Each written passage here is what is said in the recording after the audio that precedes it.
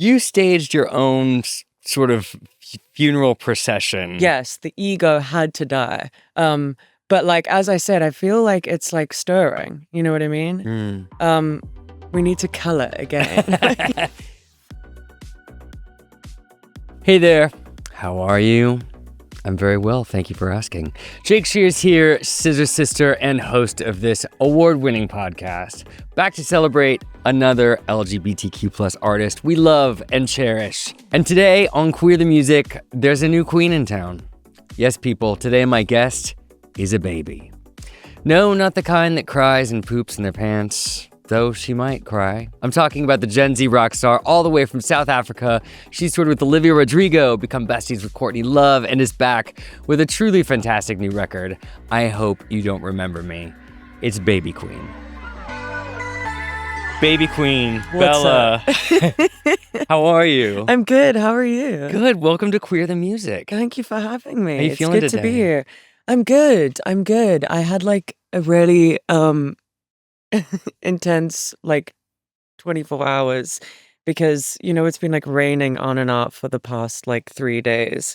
And yesterday I was like smoking outside on my laptop and my phone, and then I got distracted and went inside, and then I was like, oh my god, it's crazy, like the rain's back, this is so insane, whatever. Like an hour passed, went outside, everything was just like soaked No. with water. So Is it toast? but Are I they all like did the toast? worst. Apparently, did the worst thing afterwards. Took the laptop, put it in the oven at like 50 degrees Oh. Celsius. I don't know why everyone was telling me to do that. And then I looked it up. They were like, "Okay, well, you literally just like cooked your laptop after it was like." And then I plugged it in, which is like apparently the even Also- worse thing that you can do after that. So now it's in surgery today. My phone made it through. Okay, good. She's Good. okay. Oh my God. Well, you've got a lot on your mind now, I'm sure. Yeah. Congrats on the record. Thank you. Thank How you do so much. It's fantastic. Thank you. Have you listened to it? Yeah, Let's go. a few times now. Awesome, man. How do you feel about it right now? You know what? Like, it's weird because I think I feel like, I don't know, the process of making music is obviously, as you know, so different to the process of like communicating it and marketing the record, which is like not, for me, the most comfortable place. You know what I Yeah. mean? But I know that I fucking love the album, and I know that I made something that that I really wanted to make, and it was kind of like a pushback against feeling like I had been like I'd lost myself a little bit maybe in like having so many voices around me for so long. So this was kind of like a fuck everyone, I'm gonna make what I think is really good. So and I mean, I don't know what that's gonna do for me and if it's gonna like work or not, but It's so good.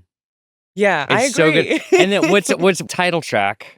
I hope you don't remember me. Yeah. It's amazing. Thank you. And you've put it at the end of the album. Yeah. And I just reaching the end of the album, it really makes you want to just start it over and listen to it again. It almost like it brings something new at the end of the record. I mean, I love that song. Yeah, thank you. Why did you talk to me about the title of the song, title of the album? I hope you don't remember me. Yeah. So, I had this song that I wrote called Word Vomit, and it had this line in it that was like, I'm haunted by memory, I hope you don't remember me. And once I'd been writing like this music for a while, I think I came to realize that I was very much writing about sort of like a cycle of behavior in a romantic relationship, I guess.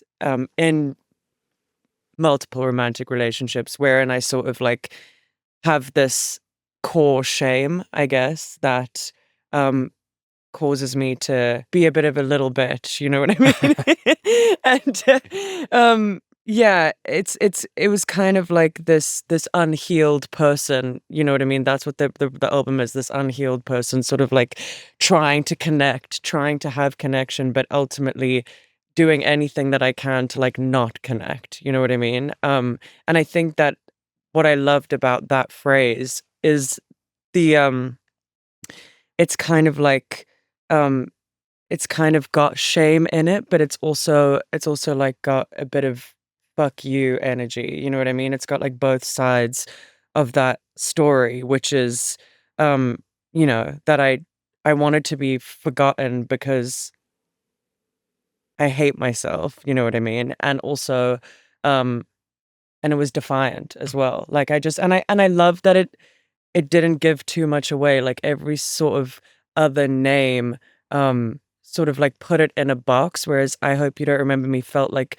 vague enough. And the album has no like resolution. You know what I mean? I feel like you said, it's like, is it gonna start again from the beginning? Is it gonna, are we gonna um there was like a song that I kept off because it had too much resolution.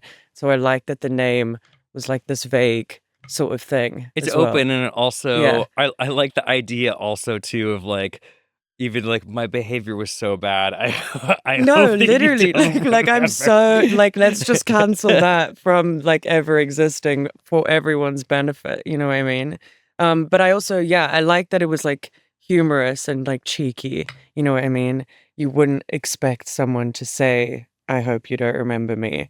Especially like for the name of an album. It's kind of um like you would expect someone to be like, remember me. It's such a killer song, and it also like there's an old interview at some point you said, I think sort of who we love is the least interesting thing about us. And listening Yeah. to your record, I actually thought the opposite Yeah. came to my mind, because Yeah.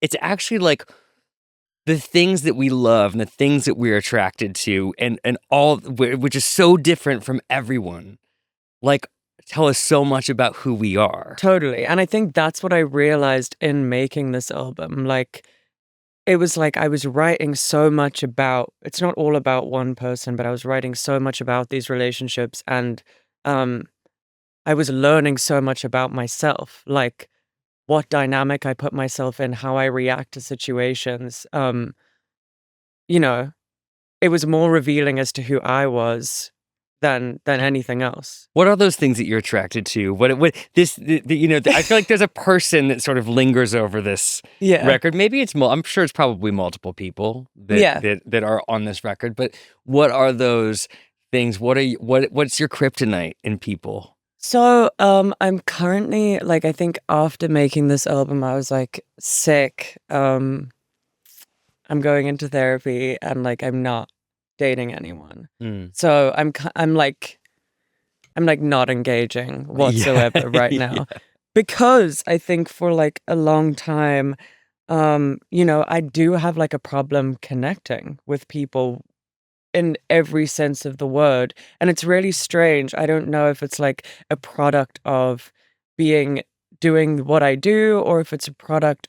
I mean, there's so many different facets that come into it, but I guess um I had this habit, I suppose, of, in a romantic sense, sort of um I either like don't connect to people at all, or sort of what this album was the realization that I would like connect to one particular person that was almost like a creation of my own, um, of like all your redeeming features, this creature that you create. And obviously, um, I like to believe that I'm not good enough. You know what I mean? My fundamental belief is that I'm like, this is becoming like really deep right Yeah, now, but no, it's good. Is that the shame that you were talking about it's the earlier? shame. It's the shame. And it's like really a fascinating thing, because I didn't like, I guess I knew it was there, but like I didn't give a name to it. And I think that, I think that I have for a long time had this like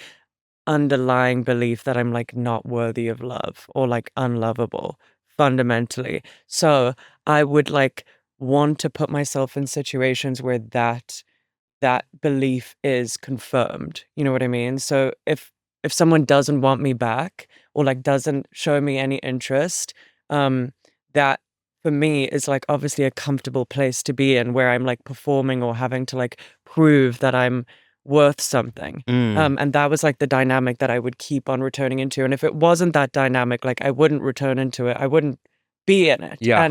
And if it wasn't that dynamic, it eventually would become that dynamic, because I'd put the other person on a pedestal.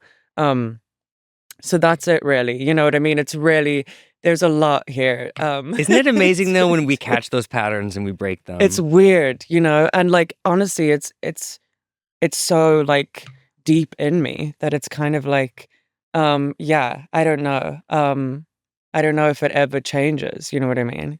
I've done it past couple years. I'm with somebody now that I would never even think that I would be like someone who really supports Wow, me and like loves me and like it's just like a that's kind of epic. relationship I've like never had. that I'm And you like, almost like think is not like real. You know what I yeah, no, mean? and it's not. I don't want to say that it's not the kind of relationship I've never had because God knows I've had some wonderful relationships, but not in this way. Yeah, And it's like it actually took something conscious to say like, yeah, oh, I'm gonna do this. yeah. And it's And I'm gonna be drawn towards like what I actually want. What I yes. actually want is to be truly seen, accepted, understood.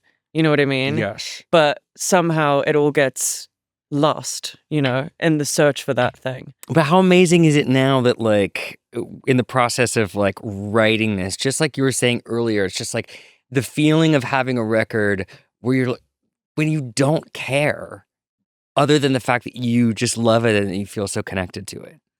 That's the most important thing. It is the most important thing. And I think that like it's easy after the fact to get, you know, when you have to like stop presenting that record. And I had the most incredible time. I went away from the internet for a year and a half and it was like genuinely beautiful, like to create without even thinking about the feedback loop, without even thinking about how someone would receive it, without even thinking about anyone else at all, you know? Um, and I think that you can, like, when you come back to having to, like, actually present that thing to people, as I said, I do find it difficult, you know, but it's all just marketing. Yeah. As you said, it's all about loving what you made and loving the music. It's And the if insurance policy. exactly. And if you've got that, it's kind of like, um, you know, there's like a sense of calm Yes. uh, The biggest inside of flops you. I've ever Yeah. made, at least I like absolutely 100% wouldn't change a thing. Yeah. You know, and that's the insurance policy that as artists, Yeah. we have to make and have to make that promise to ourselves Yeah. to do when we put something out. Because if you do it for any other reason, if you're looking at that feedback loop, if you're going kind of around in circles, next thing you know, you've done something that's not entirely Totally. for yourself. And I mean, like, I've been there before. I've been in a place where I felt like I've almost like betrayed myself. Yes, likewise. And you do, and it's like these tiny little betrayals, these tiny little betrayals. And then I was pushed too far with the tiny betrayals. And then I was like, fuck that. No. Because it was like, I can't do this anymore if I'm not doing exactly what I want to do. Like I either quit or I do it exactly the way that I want to do it.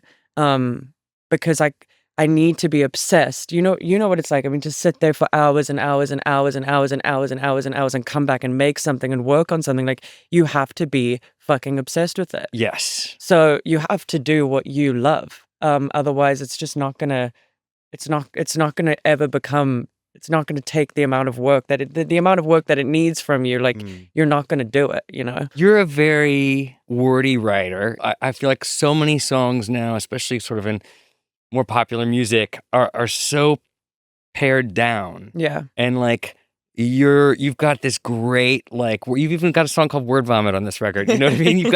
You really do have this powerful way with words. Where did that start? Where did that come from? I think, you know, that sort of came before ever making music. I was like the teacher's pet in English class, like front row. The teacher loved me.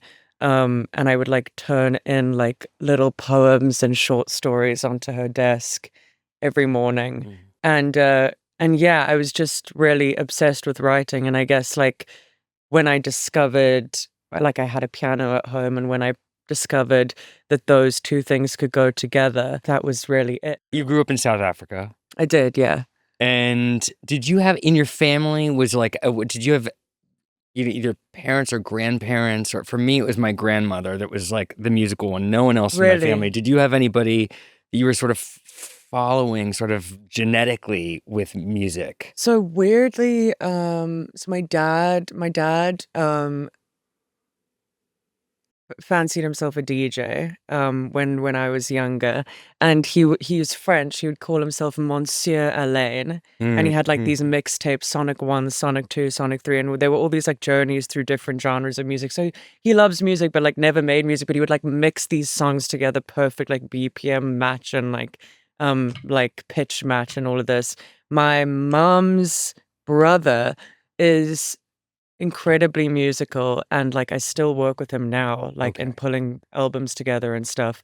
And my mom's brother, um sorry, this is getting convoluted, is one it was one of the great biggest South African producers of all time, but I never like knew him growing up. Like their family wasn't really like in communication, but he was a big producer out there and produced some amazing bands. So there definitely is like it's coming down Mm-hmm. for sure from somewhere. Do you have memories of like what are your memories of those mixtapes of your father's? Do you think that those were really influential? I I still have them when I go back to South Africa. I still ask him to play them. My favorite one was called Sonic 7, and it was a journey through psychedelic rock, and it started with like Pink Floyd Great Gig in the Sky and sort of like went through I mean and I just loved it, and it was kind of like this very eclectic influence, because I would later obviously get like my own influences and discover music, and I'm still like, you know what I mean, in the process of like discovering Mm. music. But there's a lot of influence, like a lot of Hmm. different types of music because of him, you What know. were those other things that you were sort of grasping onto as you were growing up that you saw and heard? So my mum's favorite band is Fleetwood Mac, Mhm. um, which I think is my favorite band Mm. to this day. And that album Rumors, I think, is my favorite album to this day. And I think, I mean, that's not like a unique thing to say, but that was like the first time that I was like, oh, in a weird way, I felt like spoken for in a way with Uh-huh. that band. But And the thing about Fleetwood Mac that's so interesting is like with even with everyone's other projects in the band or whatever, I just feel to me like that world and that universe is just like it's like a flower that keeps opening. That's how I feel about Tusk. It's just like it's a record that just keeps opening and opening and opening itself. it's like honestly disgusting how good they are. It's Yeah. it's it's harrowing. It's harrowing as like I always think about this. Like imagine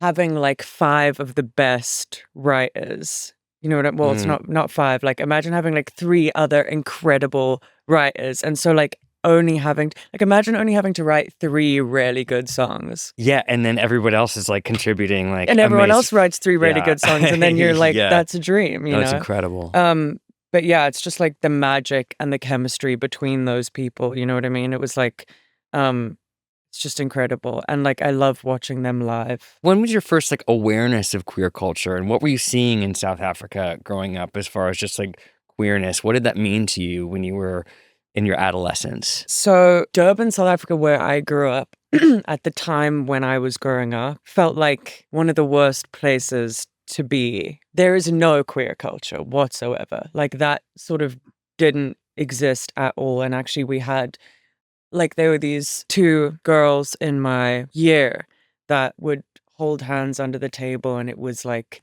the biggest um scandal, you know what I mean? And even to the point where like I'd participate in that in terms of like it was so unacceptable and like so and I remember yeah, I mean I had nothing. I had absolutely no queer references whatsoever, and I remember being like 15, and then there was this girl in like the netball team, and I remember like being in school and like having this thought of like bumping into her in the bathroom and then like kissing her in the bathroom. And I was like, what is actually happening? Like, this is horrible. Like, just sitting there by myself. And I think it was like, it took me like actually coming to this city at 18 years old and like meeting people that were actually proud of their sexuality to like coax me out of this place where I was so ashamed. What were you looking for when you came to London at 18, and what did you find? I was looking for I really wanted to be a musician, you know what I mean? Like I really had this like dream that like I was gonna just arrive in London and like I was gonna be scouted. Don't know how I was gonna be scouted, like someone would just know. I had these horrible demos, like these really bad, like I was singing in like a country and western accent from What South did you Africa. make the demos on? Mixcraft 2.0 Okay. on my PC at home. Okay. Really bad. And I just wanted to like be a successful musician. Which I guess like being in South Africa, I had a bit of a warped idea of like what that process was like. And then obviously coming here, and I think, you know, I was also looking for like freedom and like I obviously was suppressed and I wanted to be myself. I wanted to like push back against that. And then obviously I came here and it took like very many years to actually have something going on because I was kind of like culture shocked and you know, running around, you know, living on a canal boat, you know, like I was really out of control for for like a Well, while. learning who you are. Yeah, and like that was really necessary because I think it was the sort of grittiness of that era of time in my life of having like no money running around London with like, you know,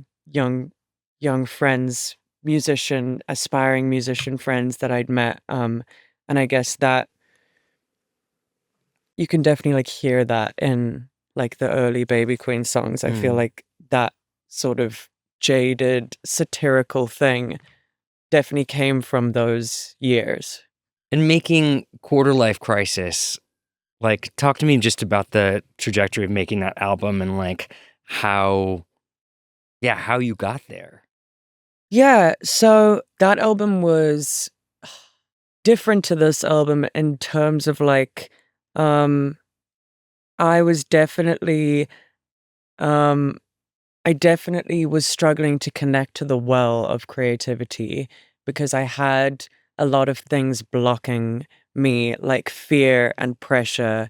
And as we were talking about, like the feedback loop and external voices and stuff, like I had a lot of that in my head. And I was also, for a while there, for a second there, I felt like I was like, um, writing for the Baby Queen brief as opposed to like being like, oh, I'm Baby Queen, I'm gonna make a song. It was like, how would Baby Queen make a song? So it wasn't allowing myself to, um, just the process of like making that album like was difficult for me because I don't think I was like allowing myself the same freedom that I allowed myself on this record. Yeah. It's like when you're writing and you put yourself through that filter, or you like Yeah. have that, you know, when a listener pops up or when an audience pops up in your mind, it's just like, it's not good for writing. It's just like No. that has to be completely It's blocked the out. enemy of art, Yeah. like, you know? So that was a tricky one, but I do think that, like, promoting that album and, like, being on the cycle, touring that album, that was, like, the best time of my life. You know, I bet you learned a lot. I learned a lot. Yeah. It was enough to send me away for 3 years. Yeah, you learned that. I learned enough. You had to go process. Yeah. But I mean, Olivia Rodrigo took you on tour. Yeah. What did that feel like in that moment for you? I mean, it was pretty insane. I think that was, like, my first support show, and it was like such a big album for her, that Sour Tour. And also the venues, like she could have sold much bigger venues. She could have been like in like almost like arenas by then with how successful that album was. So everyone that was coming down to the shows was coming down really early. It was basically like playing for the full crowd. every night. And yeah, it was amazing. It was definitely like being thrown right into like the thick of it, you know what I mean? I feel like you can learn a lot supporting. For sure. It's like early days, it should like it can really like it can teach you so much. For And you sure. learn about performing because it's You just like do. you're there for a crowd mostly that's not necessarily there to see Exactly. you. So it's like it's almost like playing a festival sometimes. It's like you've Totally, it gotta is. Yeah, and just, like, filling that big stage that, like, I wasn't used to being on a stage that big, you know what I mm, mean? And, like, support tours are really, they're really interesting things, you know, because they're incredible, but you're also sort of in someone else's world, mhm. you know what I mean? And, yeah, it's, like, an interesting world to slot into, you know what I mean? I'm very, like, mindful of that in terms of, like, when I do once I had done that, like, being very mindful of, like, when people do open for me, just because it is such a weird experience, you know? It Yeah. really is, it's quite strange. It's a necessary one. It's a necessary one, but it's not easy, and some people prefer it. Some people are like, "Well, actually, there's, like, no the stakes are not very high here for me, so I can sort of just, like, um, have fun." But I mean, it was amazing. It was, like, through Europe in the summer. When did you start talking to Courtney? Courtney Love. Um, I started speaking to her when my first EP came out. Um, she did this Instagram post. And then I just got this notification saying Courtney Love has tagged you in an Instagram post. And then I went to it and it was like, um, where the fuck have you been, bitch? And then it was like, fuck your idiot record label, fuck your record label, like just this whole thing. And then people were like, stay away from like, don't go and hang out with Courtney Love. I was like, fuck you, I'm gonna go hang out with Courtney Love. Definitely. So then she DM'd me and she lives in London. So she was like, do you want to come round? And I think the first time I went round to her house, we we Buddhist chanted, Mhm. which was like a lot for the first meeting. And I walked into the house and I said this to her the other day. She was like, what? I don't remember this. But I walked into the house and there was a fruit bowl just filled with cigarettes, like fresh cigarette packages. And then we like Amazing. Buddhist chanted for 3 hours. And which I'm like really used to now, you know, but Mhm. like at the time I was like, wow, this is a lot. Like what's happening to me? Um, but she is now, yeah, she's now one of my closest friends That's in the world. amazing. I Yeah. feel like there's a song on your new album called "Bored Out of My Mind," Yes. and there's some Liz Phair in there too. It's like I Yeah. hear that as an influence, but I really do feel this amazing kind of like Courtney presence in that song. And I Yeah. love that song. I think it's so I good. think I've had Courtney in my sort of world for so long now that it Mm. has, you know, and I think that everything that I like, thank God, you know what I Yeah. mean? Like, thank God I've had her in my corner for all this time because I do feel the Courtney coming through, but like in Mm. the sense of like, I don't know, the bravery to like she's always said to me, um, like you are a rock star, you know what I mean? And Mm. like, I don't know, she's empowered these things in me. And she's just really believed in me. Mm. And I think, yeah, and that's like her favorite song. And also in Abigail Mm. where it goes crazy. She really Abigail likes that. opens the record. Opens the Talk to me record, about yeah. that song a little bit. So I wrote that song. I wrote that song thinking that I was never gonna release it because I was like, this is not like a Baby Queen song. I was like, Mm. this is like something else. Like Baby Queen wouldn't release this song. So I was like, and also I was like, there's no ways I'm putting this song out. Like that's too much. And then I started playing it for people. And because like I created it under the guise of like, I'm never putting this song out, it's then becomes your purest output Yeah. because you've just written it to write it and therefore it's your best work and therefore like I have to put it out, you know what I mean? That's where I got to. So then yeah, I just kept on getting like better every step of the process. Like we wrote like the second half for it and then, you know, when we recorded just like every step along the way, it just like became 100% better every single time and then I was like, okay, sick. Well, here we are. Obviously, the one song that I didn't want to put out is now like when I think back on that time, like that's the song for me that is like the most synonymous with that time in my life. Like that song and Permanently Obsessed, I feel like are sort of like, and I love this. I love Abigail. Like I love that song. Mm. I think it's like one of the greatest things that I've done. It's gorgeous. But yeah, and like, now I'm like, cool, I can come out, it's fine. But at the time, it was harrowing. And like the thought of like having this conversation about it was like also really harrowing. Really? Why? Well, not this conversation, but like Yeah. at the time, I was Yeah. like the thought of like having to speak about it. Yeah.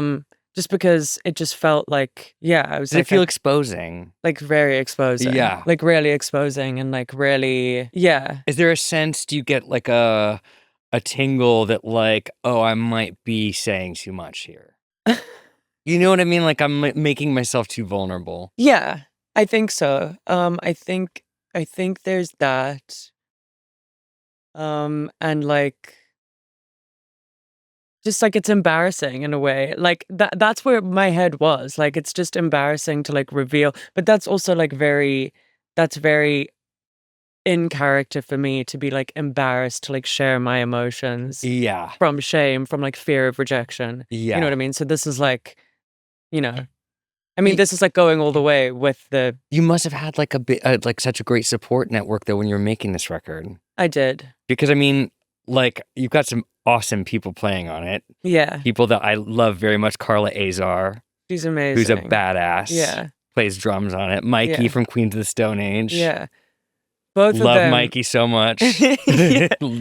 Adore him. They're the best, seriously. So, I mean, I was just looking at the credits on this record. Yeah. It's like, I just imagine you having like an awesome, just sort of net. It was underneath amazing. you. I mean, I was out in LA and Alex Kasnoff, who I produced this record with, who is like one of my best friends in the whole world. He is like a master at that, at like getting the right people, and we spoke a lot about the right drummer and the right bassist for particular songs because every instrumentalist sort of like plays differently. And like with Carla, it was amazing. Like with Carla and Mikey played on Abigail. And she's just crazy. Like there's no taming her. Do you know what I mean? There's absolutely no taming the way that she plays, and it's incredible. And like we'd done a version of the drums, we'd done a completely different version of that song, and then re-recorded it. And like it's just beautiful. This untamable sort of like thing that she does, And then obviously he's ripping the bass, and I'm just like it was a blessing to be able to record my songs like that. I've never done that before. I've only ever just like DI'd a bass and DI'd a guitar, and I've never played with recorded with musicians. It's amazing. Like that. It's a crazy feeling. It's a very good feeling. Absolutely game changing. Absolutely game changing. You staged your own sort of funeral procession. Yeah, I did. At one of your shows recently. Yeah. Did it feel like you were born again when that was done? And what were you killing? What was dying? Like I think about this a lot. Like I asked myself the same question. And I was for a while afterwards. I was like, damn, I should have like the ego should have resurrected on Easter. Like I should have. Just kidding. I should have moved the stone and I should have come back.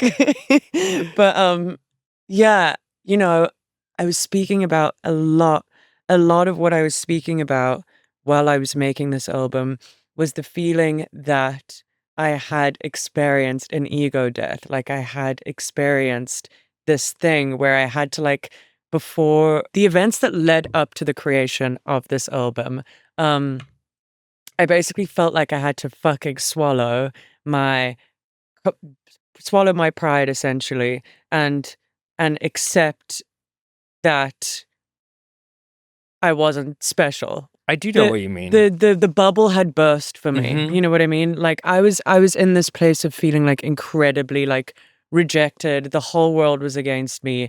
Everyone hated me. Everyone was against me. This was my mindset. I felt like I had to like go back all this life that I'd lived and like, you know, you have such extreme highs in music, as you know, and such extreme lows. And like, I really felt like, I really just felt like I was different. Like, I felt like I was different because of what had happened. I felt like less egotistical because of it. I Yeah. felt like I'd been humbled. Well, you don't want to go the other direction, because when you drink that Kool-Aid, when you drink your own Kool-Aid, Exactly. it's just, I find, especially in music, like, people, you can go a couple different ways. You can become an insufferable cunt. You really Or can. you can You fucking really can. be And a real person. I think I was a bit of an unsufferable cunt. Like, I think like when I look back at the early days of my career, like my whole world for so long, because of like the gravitas of like having a dream this heavy, my whole world for so long was so revolving around me. And I think that that's what it's like for an artist. You like step into their like ecosystem. And I think about this in dating as well. Like I always thought, like, how the hell am I going to date someone? Like, how does someone step into this like ecosystem that literally it's all about this thing? You know what I mean? Yeah. And I think that I was like, at this point in my life, I was like, it's not all fucking about me. You know what I mean? Like, there are so many, like, you know, that was sort of it for me. Like, it was a bit of an ego death for Yeah. sure. For sure. And it's weird because, like, but coming back to the internet, like, the ego stirs. Uh-huh. You know what I mean? Mhm. Like, the coming back to, I don't know. And ego's not only arrogance, ego's also insecurity. Ego's like, you know, Yeah. ego is sort of like the idea, the fragile idea that you have of yourself. When you're an artist and a musician and following your dreams and achieving some of them, and not one can be a real asshole. Yeah. And, you know, and just moving through that, I think, begets better music. And then, you know, Totally. and your flower continues Yeah, to and open I up. think that's interesting because like the ego, like in a way it was like Baby Queen kind of was my ego, like an alter ego in a sense. And in order to like create this album, I had to drop any idea of what I had of myself, any idea of what I had of what kind of music I was going to create, any like idea I had of who I was in the public eye. I don't know, there's all these things that you kind of like think about, and I sort of had to just be a person, like literally be a person, which I wasn't afforded for a really long time before making this album. And this album is a response to like rejection, essentially. And like I fucking couldn't handle it. You know what I mean? I really couldn't. Like I completely spun the fuck out because my ego was so fragile and so like unable to accept. Do you know what I mean? Like yeah. I say, do you know what I mean? A lot of times. There was this one interview where I was quoted. I was quoted being like, Baby Queen said, do you know what I mean? A total of 23 times But in this interview. I get what you're saying. And it's one of those things where, you know, as an artist, that rejection is going to happen. At the height of like my stuff, I was like, oh shit, like, it's gonna, the tides will turn. Yeah. Like the phone is going to stop ringing. Yeah. You know, and I think you have to get through that. I think to continue on, you've got to process that realization, you know, Totally. whether it comes sooner or later. Yeah. Or, And then also just like in like a romantic sense, like my fear of rejection is so huge that I couldn't even put myself in a place where I'd almost decide my rejection first. You know what I mean? Like my ego is so fragile. So yes, the ego had to die. But like, as I said, I feel like it's like stirring. You know what I mean? We need to color again. Well, I feel like on this record, you really do capture that sickness. You know, the sickness real, is rife. You know, but it's a fantastic record, and I hope and I know that you're very proud of it. I'm very proud of it. But yeah, fuck There's knows. no but. But there's no there's no but. I'm really proud of it, but Yeah. It's amazing, and you should be very proud of it. Thank you. And I thank you so much for coming on the show Thank you today. for having It's been me. a pleasure talking to you. It's been such a pleasure. And best of luck with it. Thank you. Thank you, Bella, for that interview. It was almost like a therapy session. I really enjoyed grilling her and it gave me a really fresh understanding of her music, and like, what a lovely, lovely, lovely person. All right, that's all for today, and you can find us at Queer the Music Podcast on Instagram, and shoot us a message if you've got any requests or concerns or gossip that you want to share with me. We will see you right here next week. Thank you for listening.